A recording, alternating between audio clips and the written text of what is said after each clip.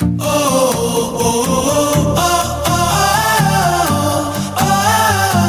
morning po sa inyong lahat at sa ating pong video for today ay tayo po ay galing dito sa Laguna and we are moving forward pabalik na po tayo ng Quezon City at tayo nga po ay dito sa pagkalampas ng Paagahan paakyat dito sa may Bugarin and atin pong binabaybay ang lugar na ito. Salamat sa panahon na hindi siya masungit, hindi siya masyadong dilim. Kaya lang, ang atin pong kalaban dito ay ang sikat ng araw na tumatama sa ating salamin. That's why nagkakaroon po na reflection para dito sa ating pagbibidyong ito. But anyway, as you can see ay maganda naman ang ating dinaraanan. At tayo po ay punta na nga po dito sa Quezon City or Paluwas. But ang oras pong ito ay medyo pahapon na, kaya naman ang araw ay kumiling na patungo dito sa west. At inyo pong makikita na talagang tumama na ang araw sa ating mga windshield and tumatama din dito sa ating camera. That's why nagiging malabo ang ating pong kuha dito sa labas because of the sun light na atin pong na-encounter ngayon. Anyway, ang lugar pong ito ay malapit na sa may Bugarin at tayo po ay patuloy na mamaybay dito sa lugar na ito. But ito po ay isa pang sakop ng Laguna at ayan, malapit na po tayo sa boundary at kung makikita ninyo ay marami pong tindahan diyan ng mga prutas at inyo pong makikita na talagang yan ay nagiging commercial place sa mga prutas na inyo pong maaaring bilhin. At kalimitan po diyan ay seasonal ang mga prutas na naririyan. Ang isang disadvantage po dito sa lugar na ito ay kapag may mga truck na kayo pong sinusundan, doon kayo magkakaroon ng problema dahil medyo mabagal yung ibang truck, especially kung papaakyat at baba ng bundok at yan sila'y nag-iingat diyan at isa pa rin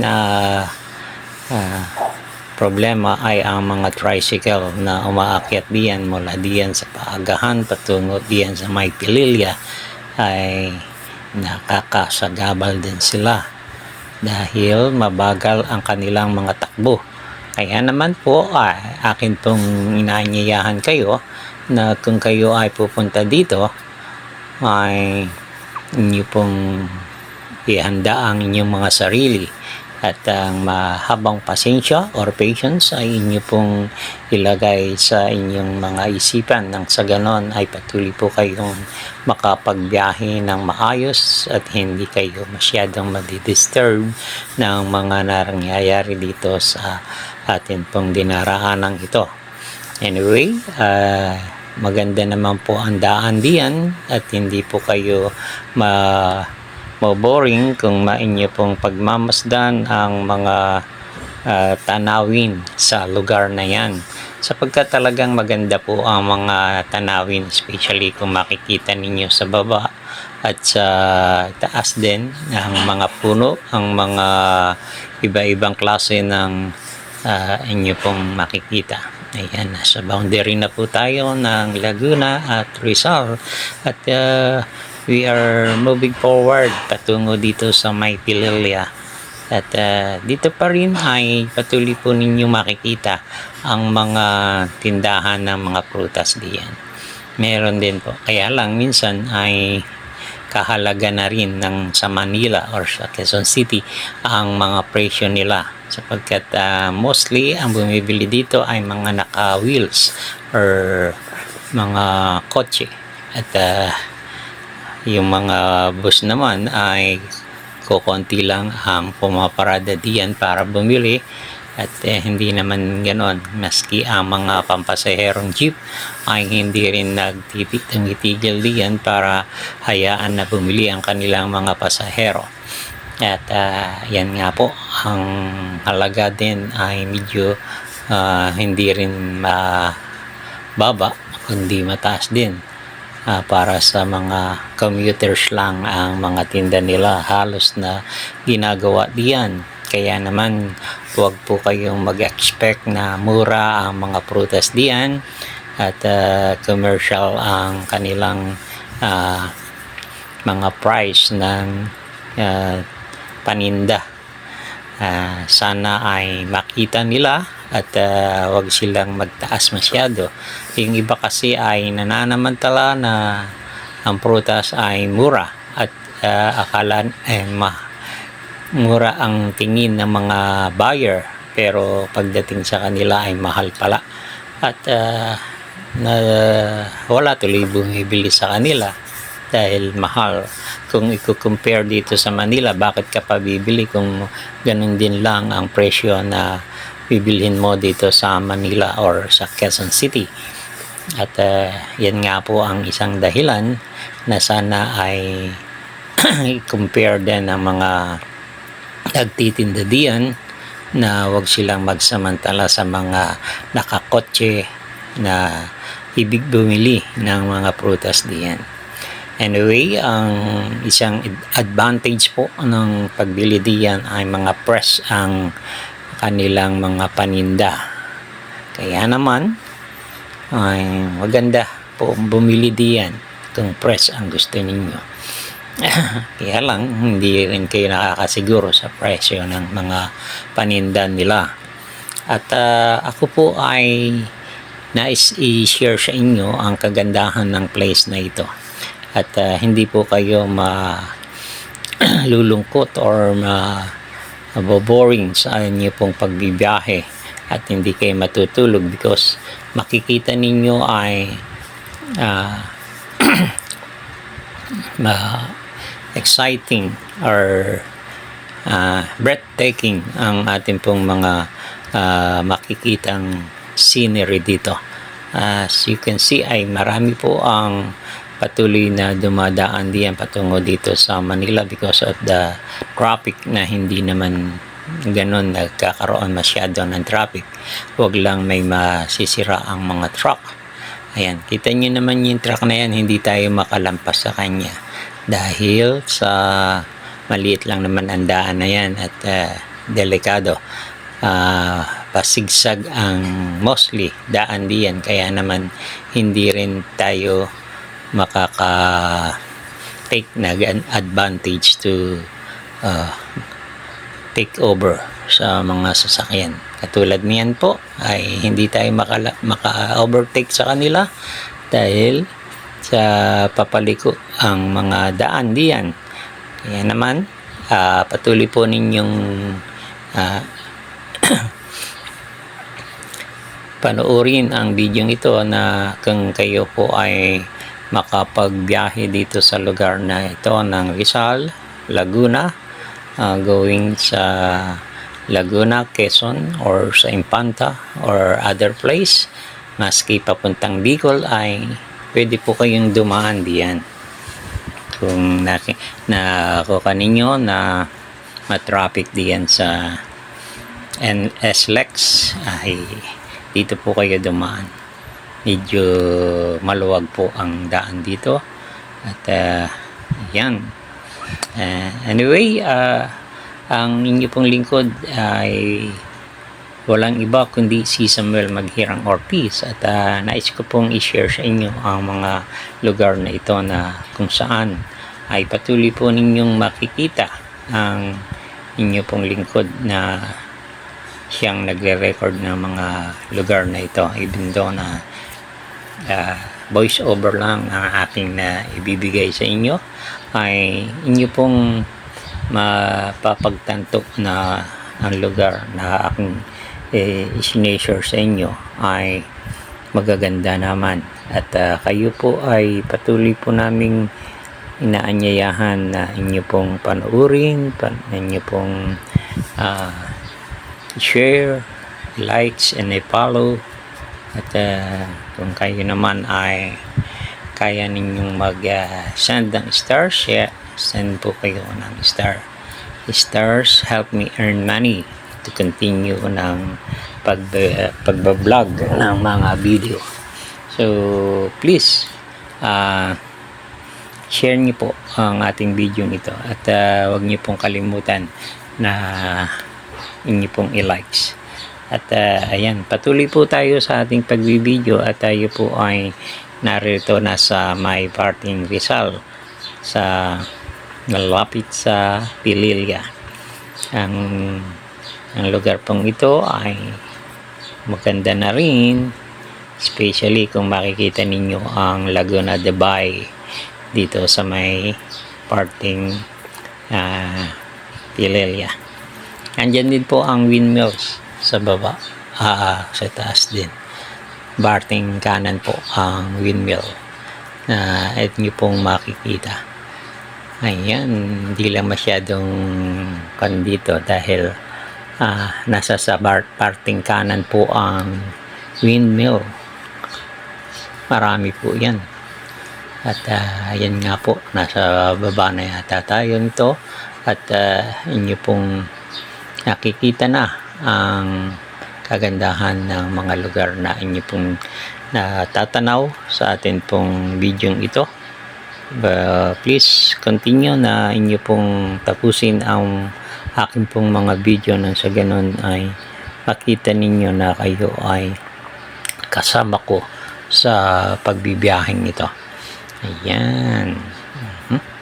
Marami po ang nagtataka na bakit ganyan ang iyong video.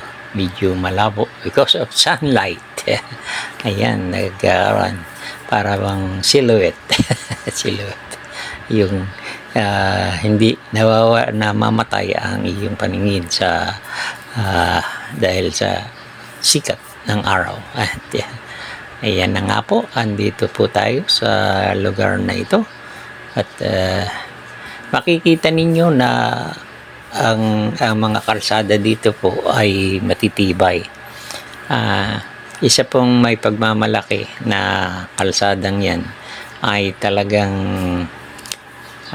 maganda ang pagkakagawa dahil ang kalsadang yan ay mga Amerikano ang siyang naggawa niyan. Matagal ng panahon bago pa magsimula ang Second World War ay may daan na po diyan at sila ang nag-rebuild niyan, kaya naman makikita ninyo ang kalsada ay hindi nagbibitak-bitak, hindi quality ang pagkakagawa po ng kalsadang yan at nilalagyan na lang ng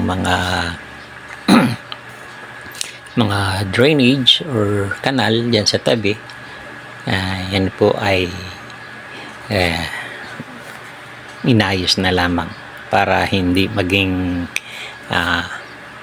magkaroon ng erosion sa baba ang mga lupa na naririyan. Kaya naman po, patuloy po tayo sa ating pong pagbibideo at ayan, malapit na po tayo sa ating pong pagbaba at inyo pong mamamasdan ang lahat ng mga lugar na yan. Ayan, tingnan nyo po ang truck na yan, hindi po tayo maka-overtake sa kanya dahil sa nakakatakot po. Makakatakot na i-risk ang ating buhay sa pag-overtake dahil wala ka namang time maka-overtake sa kanila dahil pagliko ay baka ikaw ay mabulaga ng kasalubong. Ayan. Yan po ay bundok na ating pong dinaraanan. Pababa po tayo ng Pililya, Rizal. At kung makikita ninyo ay talagang natatakpan tayo ng araw dahil dito po tayo sa pababa ng bundok. Yan, at yun, kung natatanaw po ninyo ay Laguna de Bay po yan. Ang sa may Hala-Hala, sa may Pililya, ayan. Yan po ay isang tanawin din na napakaganda. At kung kayo po ay napadaan diyan, breathtaking po ang mga scenery na inyo pong makikita sa lugar na iyan. At huwag po kayong mag-alala, hindi naman po napakataas o napakatarik ng aakyatin diyan. Hindi po mataas or mahirap dumaan diyan. Mababa lang po ang mga bundok na inyong daraanan. O yan. Tingnan nyo po, pag may ilan po na lalo na yung mahaba, mga 18-wheelers na truck na daraan diyan, ako po, ay medyo napakahirap umovertake sa mga yan na mahahabang sasakyan. At kung mahina-hina ang reflexes mo ay talagang magiging kwento ka na lang. Yan. Pero bihira po ang aksidente diyan sa lugar na yan. Hindi po nag-cause ng maraming accident. Hindi katulad sa Antipolo. Marami pong accident sa Antipolo. Yan. Pero diyan ay hindi po tayo ganyong kahirap. Although maiksi lang naman po ang bundok na yan na inyong tatawirin from Pililya, Rizal to Mabitak, Laguna. Yan. Napakalapit lang po niyan. At kayo po ay patuloy kong inaanyayahan na inyo pong subaybayan ang ating pang mga video. Hindi lang po dito tayo sa ating bansa, kundi paging sa ibang bansa ay napunta rin tayo at atin pong binibidyo ang ating mga lugar na pinuntahan. Kakatuwa lang po na isa pong malaking karangalan para sa akin na minsan ay nakakadalaw tayo sa ibang lugar na mahirap puntahan. Ayan. Ganun din po ang mga bilihin. Mura po ang bilihin sa baba. Pero yung prutas, mas maganda ay doon sa baba na sa may Laguna. Mas mura po doon sa Laguna. Sa Paiti, sa Siniluan, sa Lumban, Santa Cruz, Nagkarlan, ayan ay napakagaganda. Masasarap ang mga prutas na naririyan. At kung karne naman ang bibilhin nyo, meron din po sa Laguna, sa Nagkarlan ay marami ang nagbebenta din dyan ng tapang kalabaw, ayan, baka, ayan. Marami po ang inyong mabibili. Sa San Pablo naman ay meron po tayo diyan na daing na biya. Alam niyo po yung biya na isda. Ayun ay masarap po na daing at hindi napakatigas ng mga tinik nun. Masarap po ang kanilang mga daing na biya. At dito po sa atin pong binabaybay na lugar na ito ay talagang malaki ang